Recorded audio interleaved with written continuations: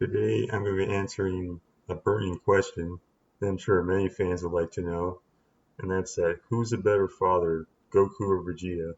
Now, either one of them is going to win Father of the Year anytime soon, and their parenting styles are a little bit different.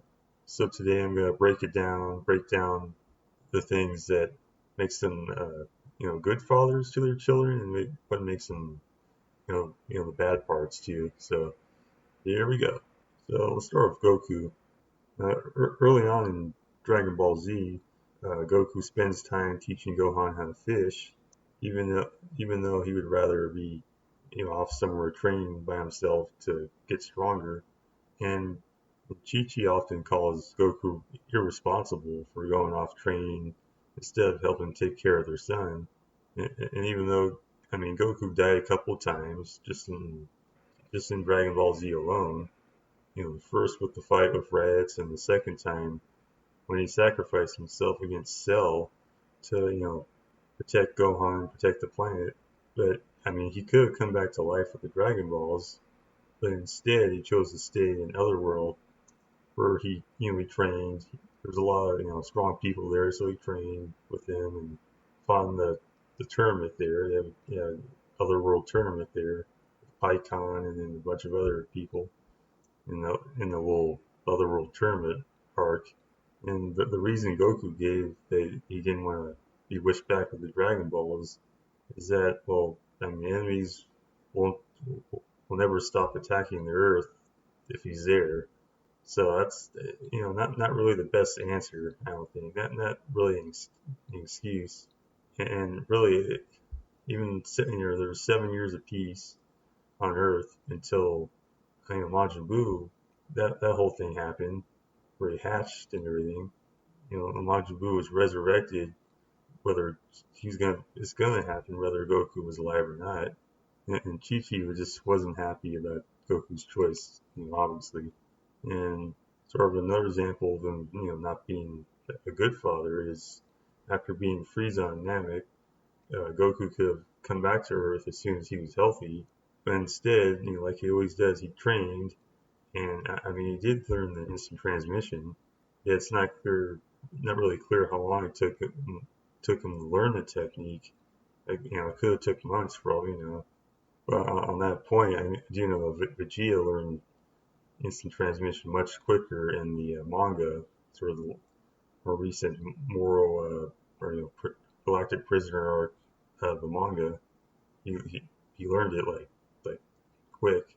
But anyway, yeah, Goku could have came back to Earth sooner, but again, he wanted to train. He just couldn't help himself. He had to get stronger. Now, Goku did have his good moments too, like when he and Gohan trained in the hyperbolic time chamber, taught Gohan how to transform into a Super Saiyan, sort of what it took, and he even saw enough potential in him to go beyond the level of a normal Super Saiyan to what's now known as Super Saiyan 2. Although there is something Goku failed to realize, and Piccolo points this out when he's first fighting Cell, is that Gohan isn't like Goku and just doesn't like fighting. Gohan gets triggered. He gets angry. We've seen that many times, but to his core, he's not like a born fighter, really. He just kind of became one. And even though he's half Saiyan, he's also half Earthling. So he's just not like Goku or Vegeta, the pure blood Saiyans. Chi-Chi raised Gohan for the most part and was adamant about Gohan's studies, as we all know, watching the series. He was on Gohan all the time and telling him that his studies are like the top priority over everything, take precedent over everything. And Chi-Chi's like a total helicopter parent, just hovered around Gohan, where Goku, he's kind of the dad that will let Gohan do whatever he wants, if Chi-Chi wasn't there. So he's more like the cool uncle in that way. All right, now on to Vegeta. So when Vegeta and Bulma got together in a night of passion, he just wasn't ready to be a father. And you see him doing kind of the same things as Goku, which is training ahead of everything and getting stronger. And I mean, mainly it's for the arrival of the androids, but also I mean after that too. So the part where Future Trunks returned from his time to help Vegeta and the others fight the androids, Vegeta kind of overheard what his name was and putting two and two together, he confirmed that he's his son from the future. That when Android 20 or Dr. Zero nearly killed Bulma and the 1 year old Trunks of that timeline, he did nothing to step in and try and save him. Instead, the future Trunks was the one who saved them. And then Vegeta kind of explained, well, he said, "Oh, I really don't have time for such things like saving them." And future Trunks got pissed at that, at just how self-centered and egotistical his father, who was killed in the future Trunks' timeline, really was. Vegeta would, his methods were just harsh. They're kind of he was hard on his son from the future, and yet when Perfect Cell killed Trunks, Vegeta was full of like rage and attacked Cell, just everything he had. And so later on in Dragon Ball Z, when his the 1 year old baby Trunks was a little bit older, it was like 7 or 8, Vegeta insisted on training him to make him strong like a true Saiyan. Although really he just wanted him to be stronger than Goku's youngest son, Goten, who was about a year younger than Trunks. And I mean, a good moment was Vegeta's true love for his son, and even Bulma was kind of put to the test when Vegeta sacrificed himself in an attempt to stop Majin Buu from, destroying the Earth. He said he was doing this all for them, and and even Kakarot. The line. It's a little different in the English than Japanese translation. It's basically saying the same thing, same context. But his aim there was to sacrifice himself so that his family may live on. So the sum of Vegeta, his parenting style, I mean, Vegeta can be harsh on his son, just making him train, even if he doesn't really want to. Yet his intentions are good, even though he comes across as grouchy to most people. I mean, today he still tries to face the challenges of fatherhood as they come. All right, so now who's a better dad, Goku or Vegeta? Well, I mean, Goku may rather be trained for the next battle to save the Earth than to always spend time with his family. But still, I mean, we've seen certain moments in the series that he cares for his family. He does, even when he's not there. Yet, I mean, if it wasn't for Chi Chi being so tough on Gohan, Gohan would have grown up to be more like Goku, just being carefree and not entirely understanding how the world works.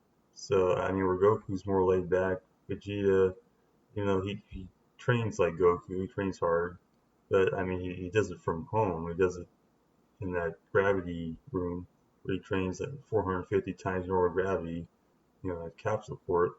I mean, he does train with Trunks, as we've seen, just like Goku sometimes does with Gohan.